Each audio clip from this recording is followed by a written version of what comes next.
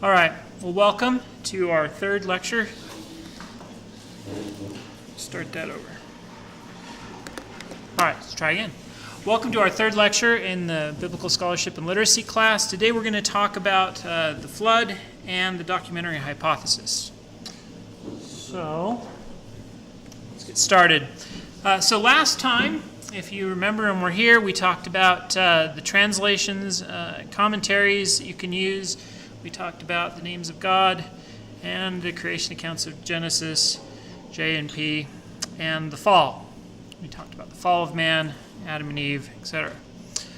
So I want to remind you that the web page exists. It's slides.google.com/view/biblical scholarship and literacy. And we have on there links to the slides, links to the lectures, links to the recordings. And I am no longer streaming these live because the quality just wasn't good enough, but I am recording them. So if all things work as they should, I'll put the recording on in a day or two, and then I'll link it from the webpage, and you can get to it if you need to watch these because you're gone. So today, I want to talk about the documentary hypothesis, J, E, D, and P, and Genesis 5 through 10, Cain and Abel, the flood, that sort of material. So, actually Genesis 4 through 10, that's a mistake. Now, we've talked about the documentary hypothesis before. Right? So this is not new. But when we talked about it before, this way. There we go. When we talked about this before, all we've done so far is to introduce some text that I told you was from J and some other text I told you was from P, and we've talked about the differences and the themes that the two different authors present. But we haven't done just the history of the documentary hypothesis. What is it? Where did it come from? Why do people believe there are multiple sources? What other sources are there? There's more than just J and P. And so today I thought it would be a good idea. I have one topic of general interest and then we dive into a text. So today I thought it would be a really good idea to talk about the documentary hypothesis kind of as a whole. So the first thing is that the tradition says that the Torah, what the Jews call the Torah, which is the first 5 books of Moses, Genesis, Exodus, Leviticus, Numbers, and Deuteronomy, and I left Leviticus out for some reason in my slides. Genesis, Exodus, Leviticus, Numbers, and Deuteronomy were written by Moses, and that's the tradition. And then we have the book of Joshua, which obviously can't have been written by Moses because Moses is dead by the time the book of Joshua happens. So we have those first 5 books are the books of Moses. And we have normally, we've got sounds coming from over there. Can someone go turn the speakers off? All right, so, what did I say? I'll wait for just a minute while we figure this out. You get it? Yeah. All right. So the tradition is the Jews divide their Bible, the Hebrew Old Testament, into parts. There's the Torah, the 5 books of Moses. There's the law, that is the law, and then they have the prophets and the writings. And so the law has preeminent importance. It's the law of Moses. And that's what they define the law of Moses as, is those 5 books, Genesis, Exodus, Numbers, Deuteronomy. And they assume those are written by Moses. Again, that's tradition, because Deuteronomy 4:4 says something like, this is the law of Moses. And the problem is this means usually, or could mean, the sermon that he's about to give, which follows in the text. It doesn't mean the whole book of Deuteronomy or all the other books are the law of Moses. And so this is just tradition. The text itself does not make this claim for itself. In other words, we're not saying the Bible is wrong in claiming that Moses is the author. We're saying the Bible itself doesn't claim that Moses is the author anywhere. It's just tradition. Tradition. Okay, so, but as we hit the Enlightenment, scholars began to notice some problems with this theory. First of all, Genesis 12:6. It refers to a time after the time of Moses. In other words, the author of Genesis 12:6 presumably lived after Moses and is talking about this time and then is telling the story of Moses in retrospective. We also have Moses' death in Deuteronomy 34, which leads to all sorts of really strange commentaries. One commentary said, which makes perfect sense, all of it was written by Moses until the end, and the end was tacked on by Joshua that talks about Moses' death. But we even have real fundamentalists that say that get some really fun commentaries that say that Moses wrote about his own death before he died and wept as he wrote it, So you get really strange interpretations trying to make this round peg fit in this square hole. There's all sorts of contradictions inside the text. There's duplications inside the text. And there's some consistency between the pieces of duplication. In other words, if the text is duplicated, but one half will use the word Elohim, the other half will use the word Jehovah, Yahweh, and then the next duplication will also have an Elohim text and a Jehovah text. And it just so happens that the two Jehovah texts have very similar word usage, themes, approaches, and style, and the two Elohim texts seem to have the same word usage, style. There are other words besides the J in Jehovah Elohim, but that's the one everyone knows. But there's lots of others that are much more indicative of who it is. The P source likes to talk about begots. One of them calls Mount Sinai, Sinai. The other calls it Mount Horeb. One calls Jethro, Jethro, and the other calls him, what's the other name for Jethro? I can't even remember now. I'll have to figure that out for you before we get that far. Jethro is Moses' father-in-law. But they have different names. And yet there is consistency between how those names are used. The J is always used with this other term, and the E is always used with this other term. And so there's consistency between the pieces if you were to split them out, or there seems to be. So that led to the following theory. The JEDP theory says that there were early oral and written sources, and around 922 something BC, J was written usually a little bit earlier than E. J is usually assumed to exist 10th century. E is the 9th century. And J was probably written, according to the theory, in the southern kingdom of Israel. You remember Israel was one nation under David and Solomon that was divided into Judah in the south and Israel in the north. J is written by Judah in the south, E by an author in Israel in the north. And then they were combined at some point. And then D is written later, and P is written even later, and then those are combined by a redactor R. So we're using letters because we don't know these people's name in true mathematical fashion. The other thing to note about D is written presumably around the time of Josiah.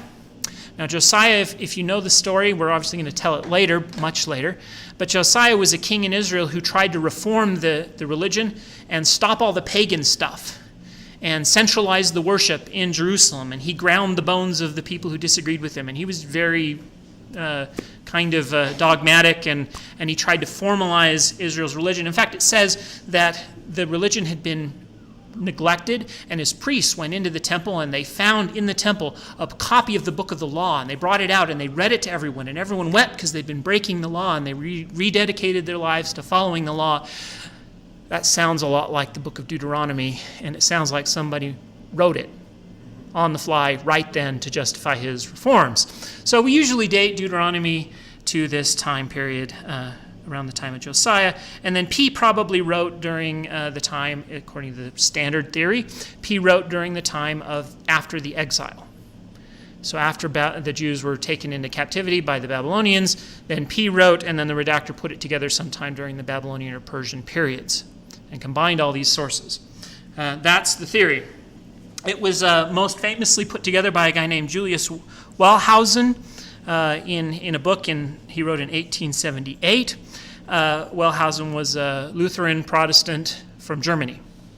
And he did not originate this. Most of it had come up before him, but he put it together in a very famous book that kind of made all the arguments, put them all together, kind of like Darwin. The stuff had been around before, but he put it all together.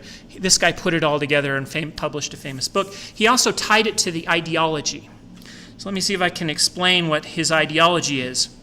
The alternate name is either Moab or Ruel. Okay, so the ideology that Wellhausen has is that J and E are the narrative story. These are stories. Right? So the earliest material are the stories.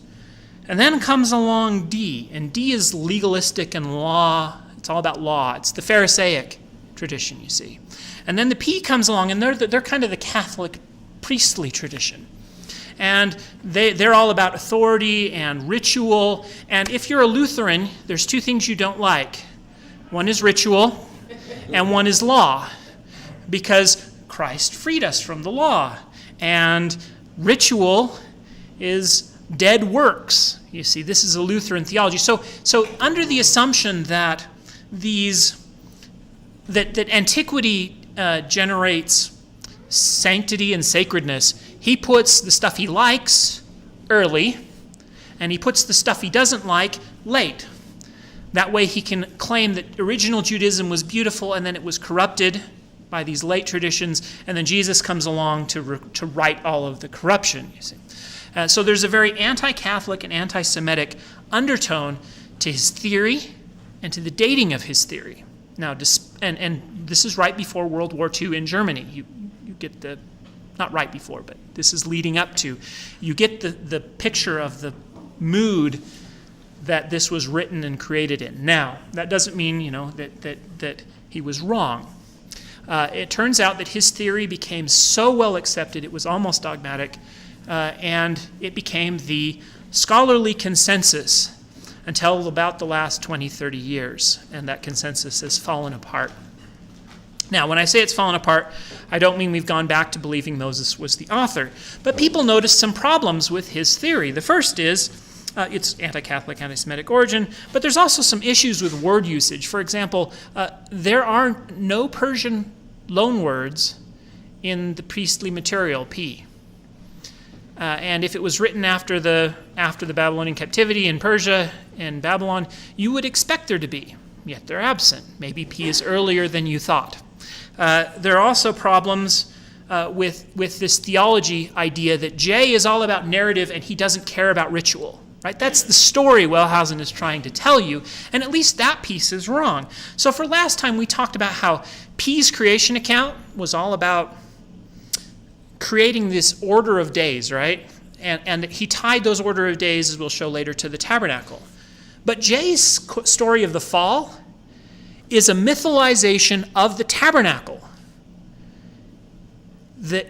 That Eden is the tabernacle that they were kicked out of, and so he is creating a myth that explains what's going on in the tabernacle so that you can reverse that, go the other direction in the temple. And supposedly, J doesn't care about the tabernacle. In fact, some theories went so far as to say P invented the whole idea of a tabernacle wholesale, and there never was a tabernacle of Moses except for P's creation of that. And you can see in J's account, what we did last time, that is not the case.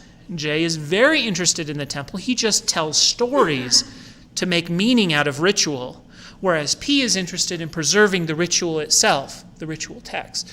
The other thing we note from all sorts of other comparative religious world is that ritual and the ritual, people preserving ritual, often preserve the most ancient of traditions, because ritual is conservative. You don't know why you do a thing, but we've always done the thing, so we keep doing the thing. And then we write about how we did the thing, and we preserve all the liturgy for the thing, including pieces of the liturgy that preserve doctrine that we don't even believe anymore. But it's part of our ritual.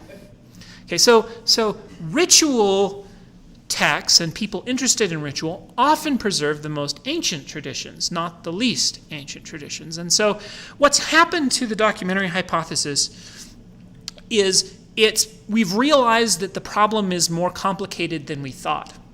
First of all, we've realized that what we thought was maybe the J source probably had original traditions that fed into it. Some of them may have contradicted, and the E source probably has multiple sources. P certainly drew on his ritual liturgy and all the other material he had at his disposal. And so these things don't separate as neatly as we once thought. It's more complicated than that, which leads to two alternate theories. One is the supplementary hypothesis, which is there was one cohesive core text. People like this who think that there's a cohesive story here. So there was one cohesive story, but the person who wrote it, it was added to over time, or the person who wrote this one story borrowed from some earlier traditions and inserted them into his one cohesive story. That's the supplementary hypothesis. And that's not terribly popular. Mostly because the stuff we saw in the creation is pretty separate. It's not kind of a creation of a single sort of author. We'll see something like that with the flood today that kind of makes you question at least the supplementary hypothesis. And then we have the fragmentary hypothesis. And that proposes that there's a combination of a whole bunch of short things, And maybe we can group some of them into J and group some of these sources into E, but it's much more complicated than that. And that is, I think, there is no current consensus, but that is the prevailing way the winds are blowing. It's basically the documentary hypothesis with the recognition that it's more complicated than we thought, tacked on top. So some people have proposed that look at all this structure in the text. There's parallelisms, and by the way, I find this particular parallelism weak. I don't think it actually is obviously there. D and E are even in different orders on one side than the other. And we'll come back to this in a minute when I talk about the structure of the flood. But people like to propose that there's structure to the text. Sometimes we see patterns where they don't really there. And therefore it had to have a coherent original story that was supplemented. That's just the evidence for that sort of thing. My approach, again, is like I said, it's just the documentary hypothesis with the recognition that when we assign verses, we're probably making mistakes. It's probably more complicated than we thought. But that's my basic approach, is the documentary hypothesis with a bit of recognition that it's more complicated than we thought. So that's probably how I'll be presenting most of the material. Now, I want to talk briefly about the story of Cain and Abel. It's going to have to be brief because we need time to talk about the flood. But this is one of those really fun stories that has influenced our culture. We get famous phrases like, "Am I my brother's keeper?" from this story. So for those of you who don't know the story, the way it goes is after Adam and Eve leave the garden, they end up in a land where an altar is built. And there's a whole bunch of apocryphal, non-biblical stories where Adam builds the altar and repents. And so Adam and Eve are seen as the first sinners in the biblical text, and in the kind of extra-biblical material, they're also seen as the first repenters, the examples of those who repent, turn around and return. But in the biblical text as we have it, the altar is mentioned, but Cain and Abel are the ones offering sacrifice there. And for one reason or another, Abel's offering is accepted, Cain's offering isn't. These are the two brothers, children of Adam and Eve. Abel, now notice there's something here that the text doesn't talk a lot about, but it's in there. Cain's offering isn't accepted. He could go get a sheep from Abel and his offering and offer what Abel is offering, but he doesn't. He's prideful and he doesn't want to go to his brother and get help. Now, there's a division of labor here. Abel is a shepherd, Cain is a farmer. And there is a theme we will notice in the biblical text of favoring shepherds over farmers. There's all sorts of stories where the farmers are the bad guys and the shepherds are the good guys. And I think that's because the Israelites were shepherds. But in this case, Cain, the farmer, kills Abel, the shepherd, because God doesn't like his sacrifice and he doesn't want to borrow a sheep from his shepherd brother. And God comes and says, "Where's your brother?" And Cain says, "Am I my brother's keeper?" And God says, "Your brother's blood cries to me from the ground. You've murdered your brother," and curses Cain to be a vagabond and a wanderer upon the earth. So this is our first murder. It has relevance to the flood story because this is the beginning of the downward slope towards what will eventually lead us to the flood story. In other words, the world is becoming increasingly wicked, and so we move towards the flood. After Cain and Abel, we get some genealogies. What's interesting about these genealogies is the one on the left is presumably from J, the one on the right is from P, and if you look at them, they have about the same number of generations, and they also have repeated names. You see that? But they're down different lines. And so one of the conclusions you could come to looking at this genealogy is that these are both just different remembrances of the same oral tradition that have morphed. But one places the genealogy down Cain's line, and the other places the genealogy down Seth's line. But you have very similar names. Mehujael, Mahalalel, Methuselah, Lamech, and Lamech. So, again, this looks to me like different traditions of the same genealogy. What's really interesting about the Genesis 4 genealogy is that it presupposes that there is no flood. It's subtle, but read it. Because it starts talking about, and he is the father of all those who dwell in tents, and he is the father of all those who work with metal.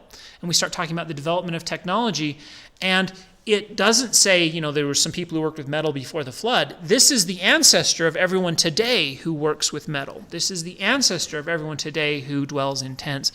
It presupposes no flood is coming. The other interesting bit is Cain worries about other people killing him because he's killed his brother, and he marries with no mention of the wife. That's maybe it's just because they didn't mention her, but Cain looks an awful lot like a story written at a time when it presupposes other people around. It doesn't look like it originally was a story that was tied to creation. It was later tied to creation, if that makes any sense. And this is one of the reasons that the documentary hypothesis has faced a challenge, because you'll notice something. This source is supposedly J, but J has a flood story. But here we have a J source that presupposes no flood, and later we have a J flood story. So the conclusion is the J source is not as monolithic as we thought, or at least it itself is borrowing from earlier traditions that maybe are split. So let's talk about the flood. So we talk a little bit, this is the proposed structure, which people have used to claim that it must have a unified whole. The problem with this is, it's not terribly convincing to me, but what is, I think, obviously true here is that we are telling the story of the creation twice. That is intended by the redactor, to put these stories together in a way that tells the creation twice. We get the creation of the world, we get Adam and his sons, we get the technological development of mankind, we get generations from Adam to Noah, and then we get the sin that makes the world so bad God has to start over. So we expect same sorts of things to happen the second time around, because God is starting over. We have a flood where the earth is covered with waters, but that's what the world was like the first time it was created, if you remember from P's account. And then we have Noah's sons, and then we have the ethical and development of mankind, and we have a new downfall, the Tower of Babel. The problem is, the first time around, God destroyed the world when the world became a failed, wicked thing. The next time around, God has promised he will never do that. And so as the world becomes wicked, he has to do other things, like he scrambles the languages at the Tower of Babel.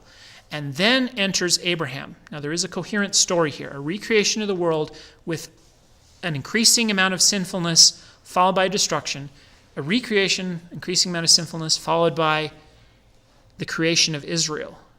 The second time around, you see there's a political point they're trying to make, and that is God's solution to the wickedness of the world is to pick a people, to make his chosen people that he will work with and refine and send them out into the world to bless the rest of the world. Through you and your children, all the nations of the world will be blessed.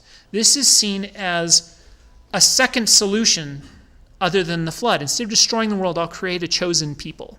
It's part of the justification for the chosen people. So although I'm kind of doubting this structure in its details that has been presented by other scholars, I'm saying the idea of the recreation is intended, especially as it justifies the creation of the children of Israel as a nation, as a people. So, and then within the flood story, this is the structure, of Genesis 1 all the way down to 11. This is the proposed structure within the flood story, where there's violence, a division. And again, I don't find this convincing. There's this fourth divine address versus the first divine address. I think people are seeing patterns maybe where they don't always exist. But this pattern is used to justify the theory that this can't be a combination of two sources, the flood story itself, because it's got this coherent structure. Now, here's the challenge to that. This is the proposed division, and you'll notice it jumps all over the place. Unlike Genesis 1 and 2, where there's a clean division, you have one creation story, stop. New creation story, stop. In this case, we have flood story woven together. And it's very fragmented, you'll notice.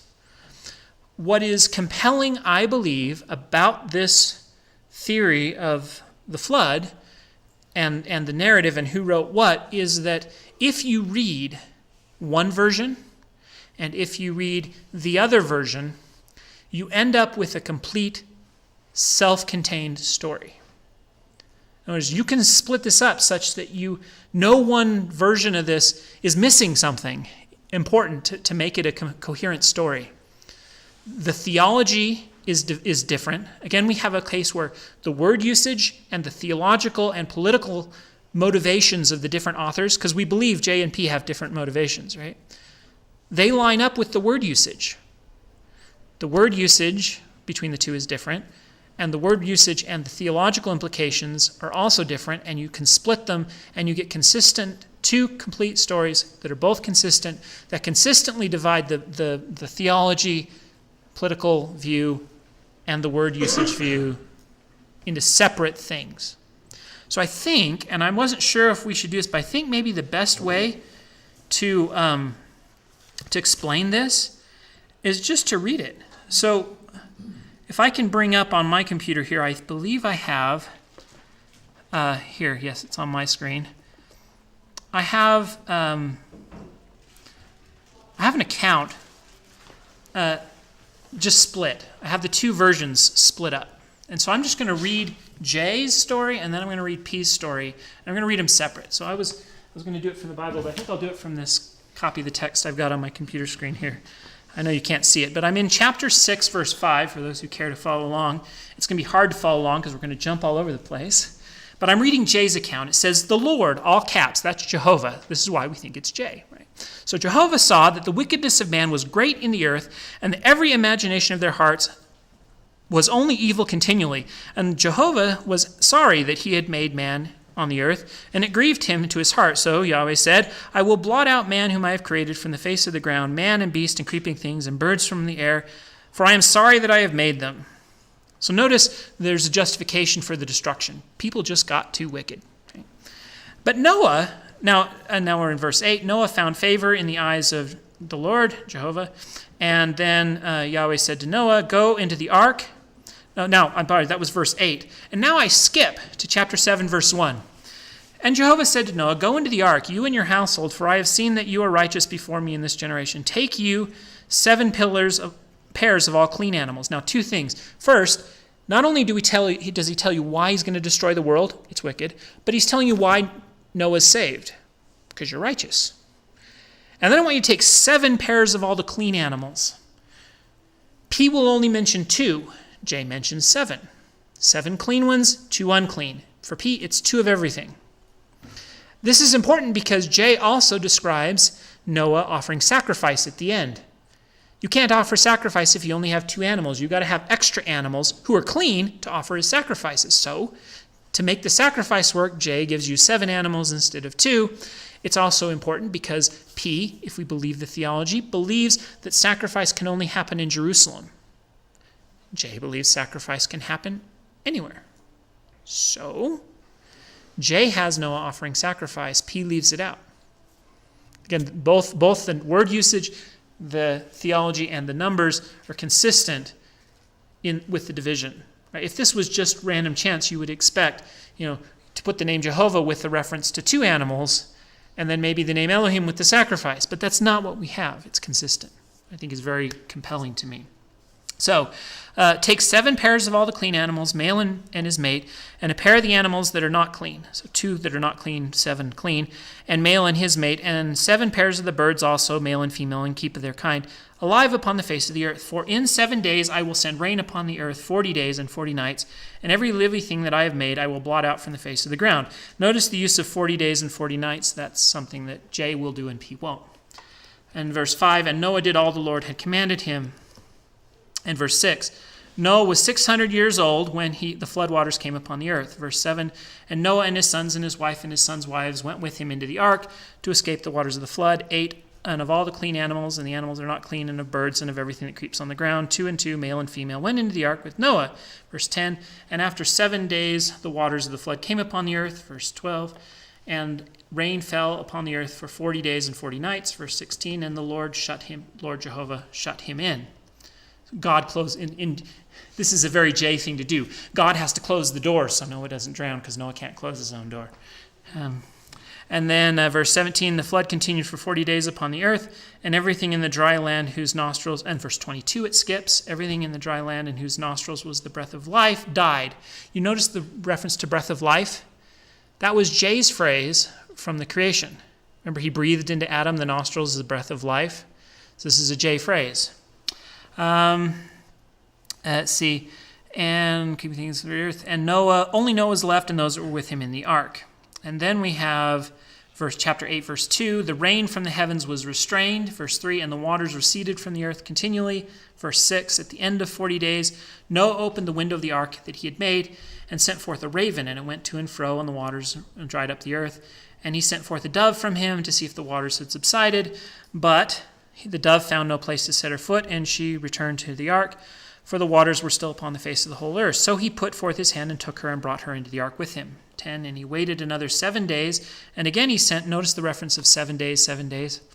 Let's see, I lost my place. He waited another 7 days, and again he sent forth the dove, and the dove came back to him in the evening, and lo, in her mouth was a freshly picked olive leaf. So Noah knew that the waters had subsided from the earth. Noah's name means rest. She's bringing back an olive leaf. This is a symbol of peace, God making peace with man.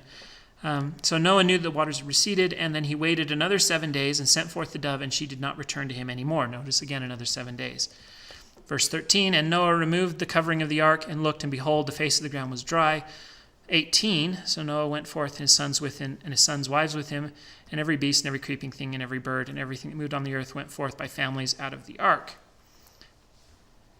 8:20, and Noah built an altar to the Lord and took every clean animal and every clean bird and offered burnt offerings on the altar. And when the Lord smelled the pleasing odor, that's a phrase from the Epic of Gilgamesh, which we'll talk about in a minute, the Lord said in his heart, I will never again curse the ground because of man, for the imagination of man's heart is evil from his youth, neither will I ever again destroy every living creature as I have done. While the earth remains, seed time and harvest, cold and heat, summer and winter, day and night shall not cease. And that is J. So, this is long.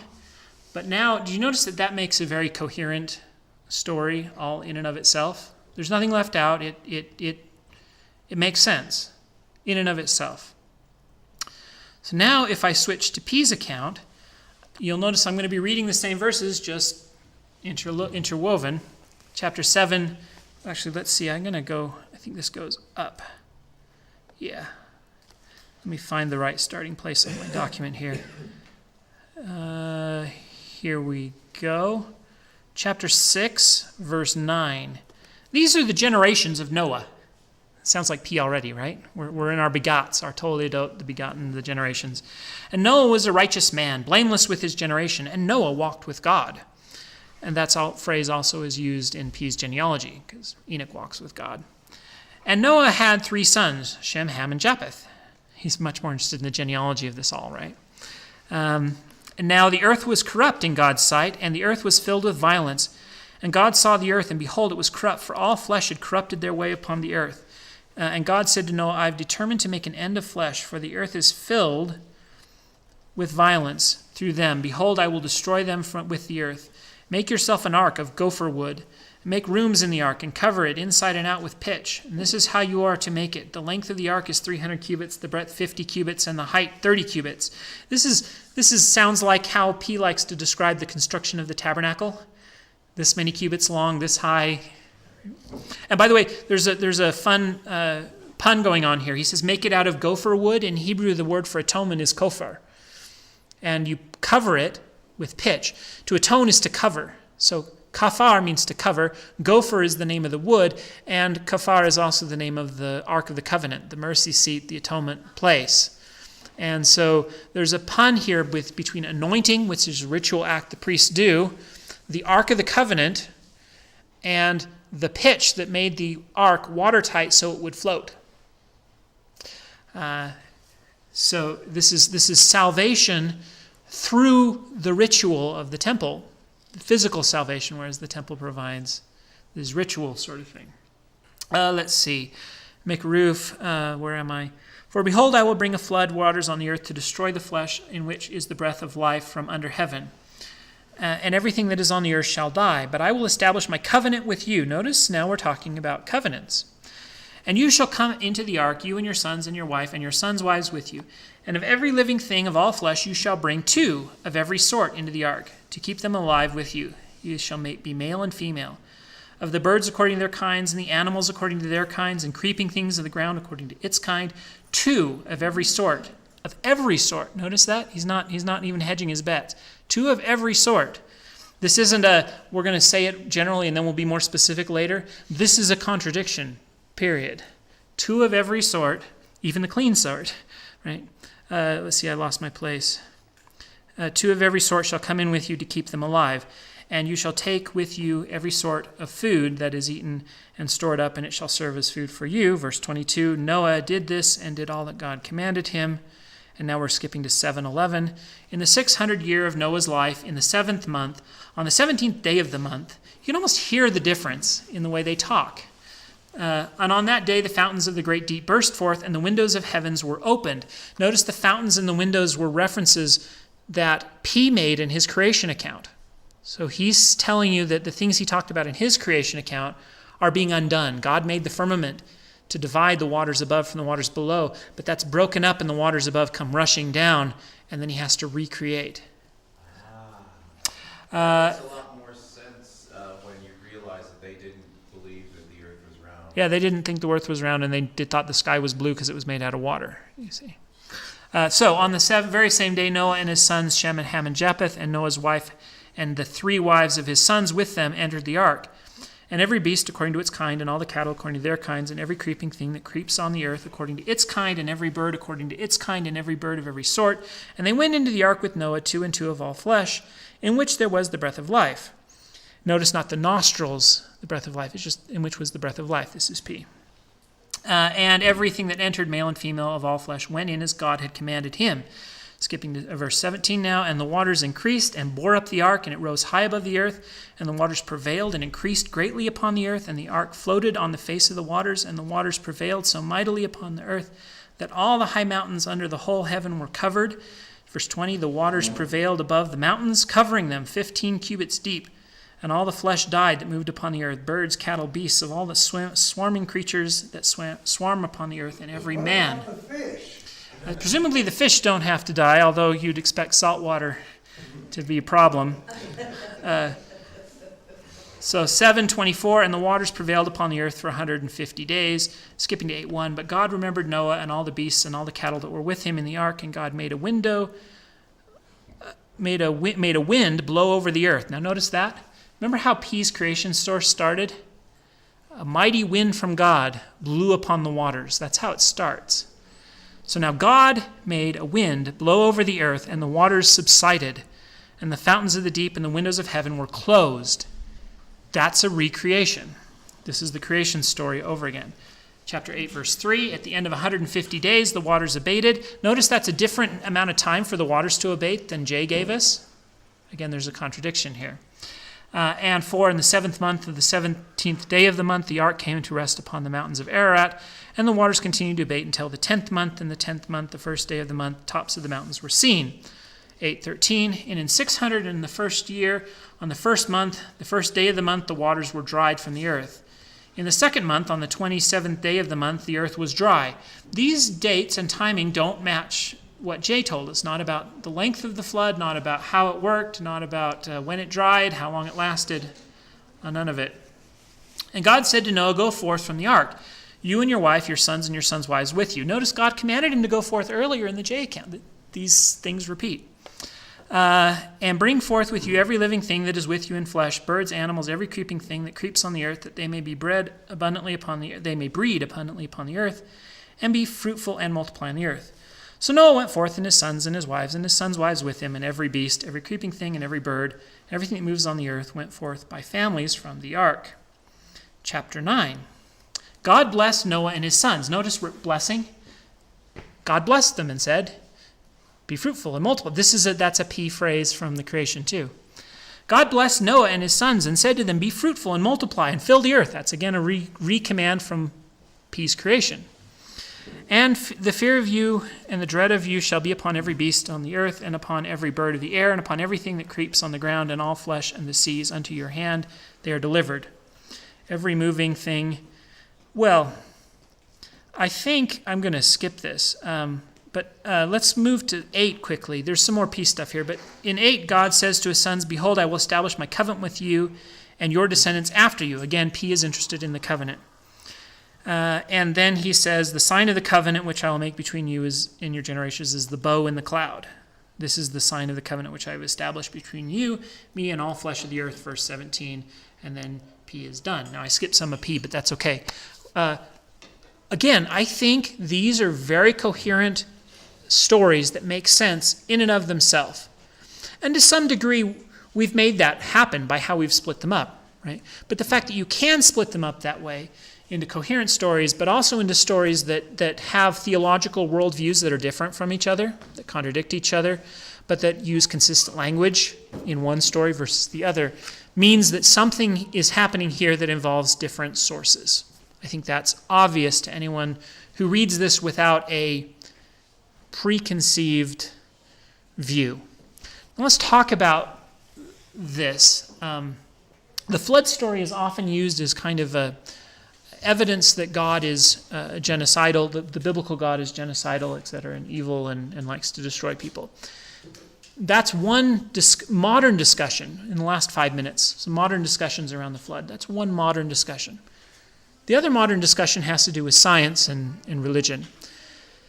People actually defended this story as historical for generations. I don't know if that really can sink into us, but there are people who still defend this story as historical. And it should go without saying, but this is a myth. But it needs to be said anyway, so I'm going to just talk about some obvious problems with this story. The first is that if you list the number of different species that exist on the earth, there's not enough room on the ark. And that is an understatement by so many thousands of orders of magnitude that you just can't even begin to have the discussion. The other problem we have is that kangaroos live in Australia.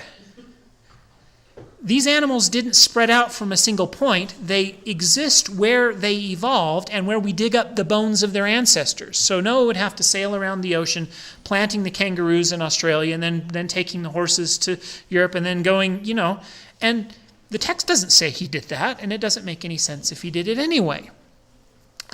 So this is not a historical tale. It's a myth.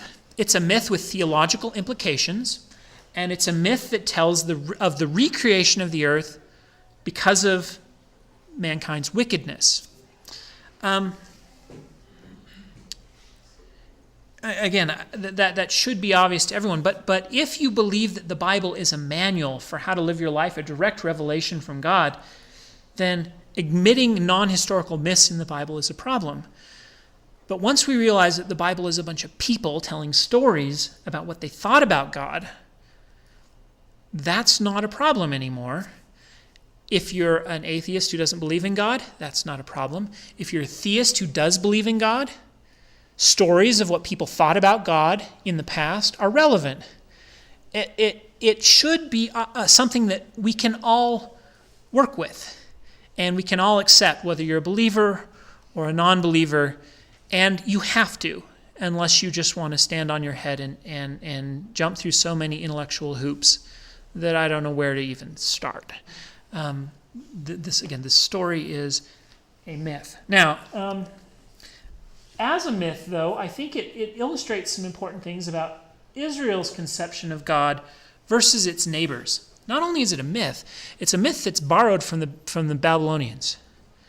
The Babylonians have a flood story. In fact, they have 3. One gives the name of Noah as Artahasis, the other is Utnapishtim. One is from the Epic of Gilgamesh, one is from an earlier source. But if we just kind of list the parallels in this story, they're huge, and this may be hard to see, so I'm gonna try to read this, some of these for you. But these are, I believe, incredibly important points. First is the morality and immorality factor.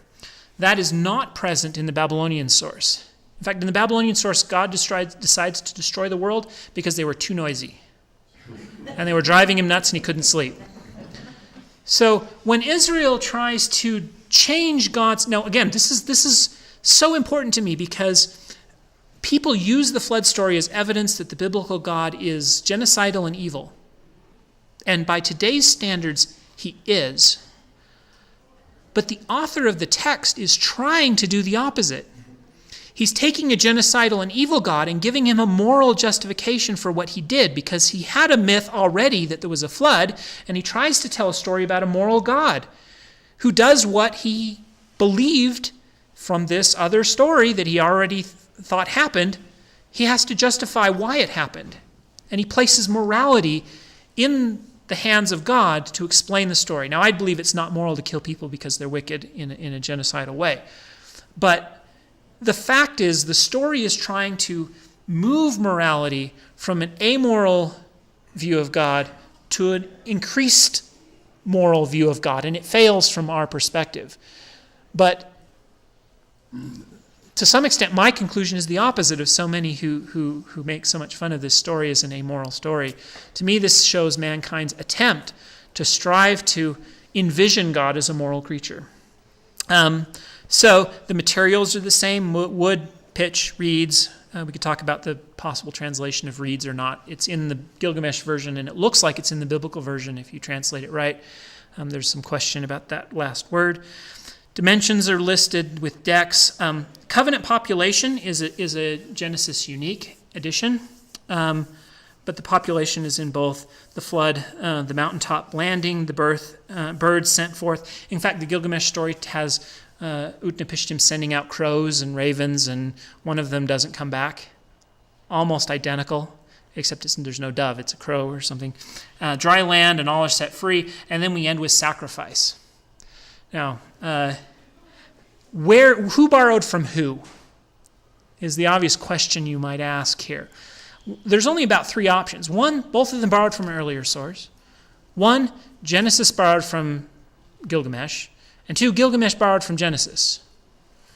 Now, the problem with the last view, which some religious people hold, is that Gilgamesh is older than any version of the Genesis story we have. We have copies of it from an older version, but maybe they claim that Genesis was written down, we just don't have copies.